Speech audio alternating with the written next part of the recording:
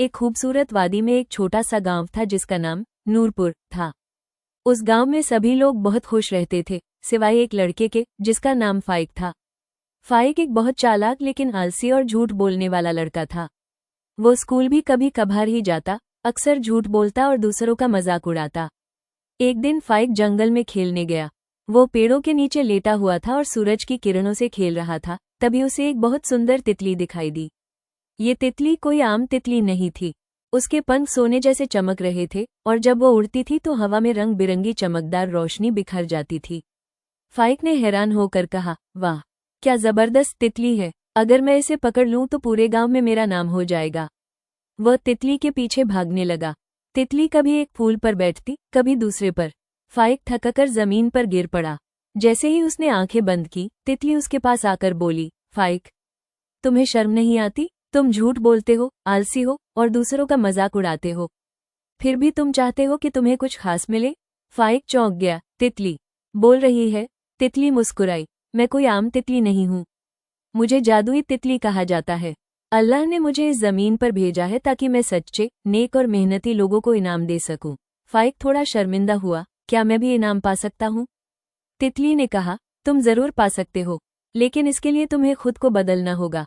सिर्फ 1 महीना झूठ मत बोलो, किसी का दिल मत दुखाओ और मेहनत करो। अगर तुम ये कर लोगे तो मैं वापस लौटूंगी और तुम्हें तुम्हारी जिंदगी का सबसे बड़ा इनाम दूंगी। तब फाइक ने दिल से ठान लिया, ठीक है, मैं बदलूंगा। अब कहानी में आता है बदलाव।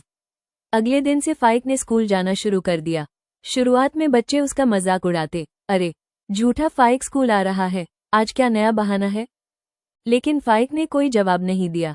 वो सिर्फ मुस्कुरा कर कहता, अब मैं बदल रहा हूँ। शिक्षक ने भी हैरानी से देखा कि वो अब समय पर काम करने लगा है। एक दिन उसने अपनी माँ के साथ रोटी पकाने में मदद भी की, जो वो पहले कभी नहीं करता था। गांव की एक बूढ़ी अम्मा जो अकेली रहती थी, उनके दरवाजे पर जाकर बोला, अम्मा, क्या मैं आपका सामान ला दूं? बूढ़ी अम्मा चौंक गई, अरे ये वही फाइक है। महीना गुजरते गुजरते गांव के लोग फाइक को नए नजरिए से देखने लगे। अब वो झूठा फाइक नहीं बल्कि सच्चा फाइक बन गया। 1 महीना पूरा हो गया। फाइक फिर से जंगल गया, वही जगह, वही पेड़, वही समय, और तितली फिर से आई, पहले से भी ज्यादा चमकदार और रोशन।